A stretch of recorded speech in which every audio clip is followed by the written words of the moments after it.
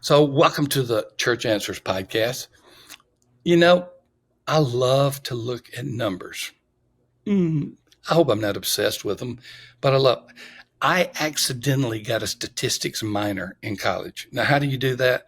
I love taking statistics so much that I took them as electives and didn't know I had enough hours to be a minor. So I got a finance major, an economics minor, and a statistics minor. I can remember when I was a child writing down statistics of sports because you didn't have any other way to keep it. You may not know this, but when I was a child, we didn't have internet and we didn't have digital means. And so I kept logs of different sports records. And that's just kind of how I am wired.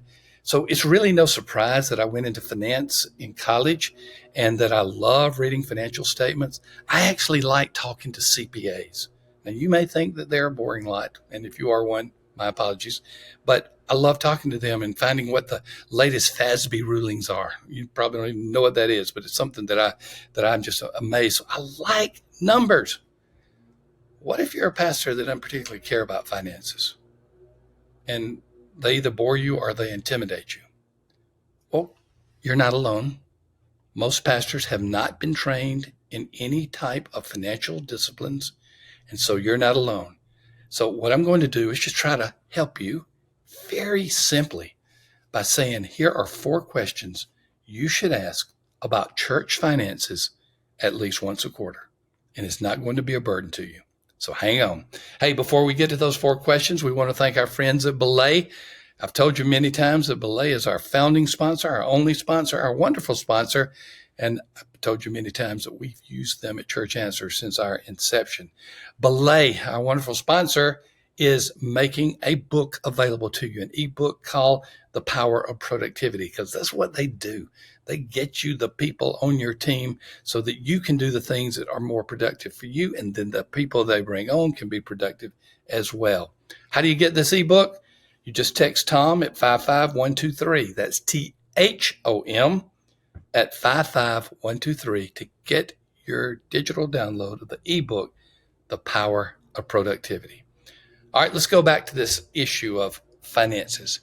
Here's one thing I want to say unequivocally to you pastors.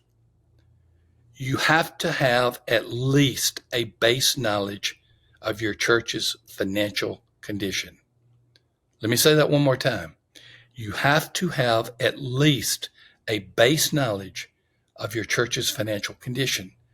Tom, I'm not good at that. I leave that to my we got business people in the church that handle that, or I have financial administrators in the church or secretaries, and I'm just going to leave that to them. Okay, leave the details to them. But you have to have a base knowledge. You do not have to have a finance degree. You do not have to have an accounting degree. You don't even have to like looking at finances or numbers, but there are some things that you need to know on an ongoing basis. So let's start a conversation now. Let's find that person in your church that knows your numbers better than anybody. It could be someone on staff. It could be a lay person who looks after the finances of the church. You know who that person is. You know who that person is you turn to ask anything, or that person comes to you about any financial issues. Find that person in your staff. Meet with them, and these meetings can usually take about 30 minutes. Maybe if there's an issue, it needs to go longer. Meet with them once a quarter. And by once a quarter, I would say as soon as they have the financial information from the previous quarter. So let me give an example. January, February, March, that represents a quarter. Usually within a week, they can have the financial statements ready for that quarter. So meet with them in early April. You get the picture? Then April, May, and June, then you'll meet with them in early July. And you want to do that as a discipline on an ongoing basis. I've seen too many pastors get in trouble, or their church get in trouble, and they had no idea that it was coming because they do not know the basics of how their church is doing. Okay, you're meeting with that person. And once again, I'm suggesting that it's a quick meeting. There are 4 questions that you can ask that is going to give you at least a base level of your finance. It's going to tell you the big issues you need to know. It's not going to get into the intricacies. It's not going to get line item by line item, if you will, but it's going to be something that you need to know.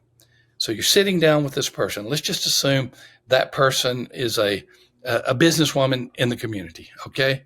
So that person is a businesswoman in the community, and she is really sharp watching the finances of the church.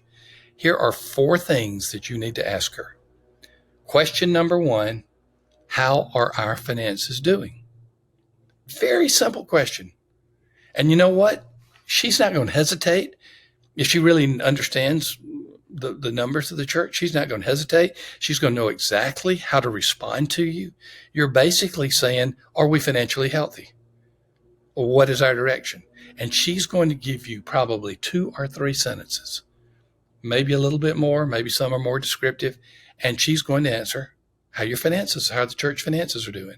You need to hear the high level of that. And by the way, if you are not very financially literate, if you will, if you don't know reading financial statements, let the person know that. Say, I just need some high level information. I just want to know, number 1, how are we doing financially? And she'll present that information in a number of different ways. Second question, every quarter, are there any surprises on the financial statements? Are there any surprises on the financial statement? So a surprise could be an unexpected expenditure. I know of a church in Florida that's probably going to have to pay close to $2 million for air conditioning units. And not because anything bad has happened, it's just Florida and they need air conditioning year round. So it's going to be very expensive. This financial secretary would say, well, we've got this big capital expenditure coming up and we're not prepared for it. We've got to pay $2 million for air conditioning. The pastor needs to know that. Needs to know that that is on the horizon. The pastor may find out any surprises. Well, we had one person donate $25,000 this quarter. They probably won't identify the person, but it's a good surprise. So the pastor will get the first question, how are we doing? And then the second question is, how are there any surprises?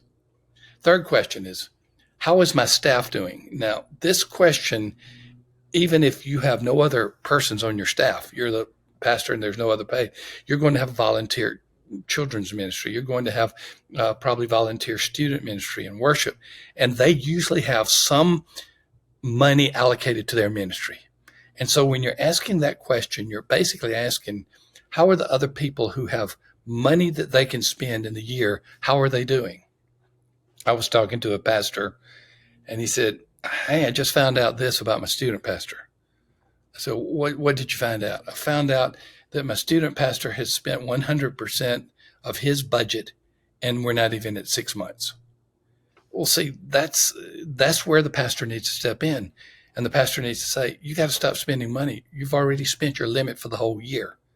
And that's all the pastor needs to know. So when you say, how's my staff doing? I would say, how are those who have ministry responsibility and budgets doing? So that's another question you need to ask. The fourth question is this: what do we need to change? Those 4 questions can give you a great overview of your church. It can give you a good snapshot of the financial condition. No, you're not going to know the intricacies. You're not going to know the details of the number, but those 4 questions can really keep you informed, and ask them once a quarter. 30-minute meeting, maybe a little bit more, every quarter with the person who knows your financial statements the best. Ask 4 questions. How are we doing? Any surprises? How are my ministry expenditures going, or staff expenditures? And what do we need to change? That's not an exhaustive list, but if you have that information, you will know more about your church financially than most pastors do. As always, thanks for being a part of the Church Answers podcast. Hey, for you on YouTube, subscribe to us. Thanks for watching. Give us a good rating. For those of you listening to it on your favorite podcasting app, give us a rating or review. Make it good, be nice, and we would greatly appreciate it. And always, thank you, audience, for being a part of the Church Answers podcast. And thank you, Belay, for paying the bills that make this possible. We appreciate you, Belay, so very much. Thank you. We'll see you in the next podcast. Hey, folks, this is a PS to our podcast. We got some exciting stuff that we want to offer you absolutely for free. Sam, when you think about predictive factors in a church's growth, if you take out demographics, what are some things that come to mind? Just two.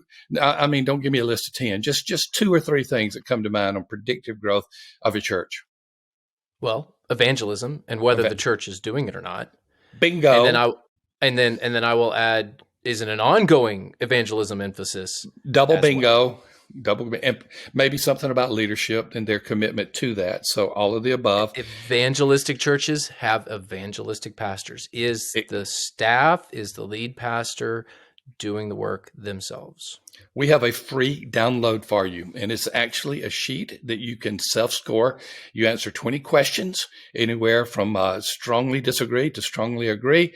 And we come back and we predict what your growth rate is going to be for the next year in worship attendance. It's not a perfect tool, but it's a good tool. There's a link to that for the attendance predictor. Look in the show notes. You'll absolutely love it. That's cool. We'll see you soon.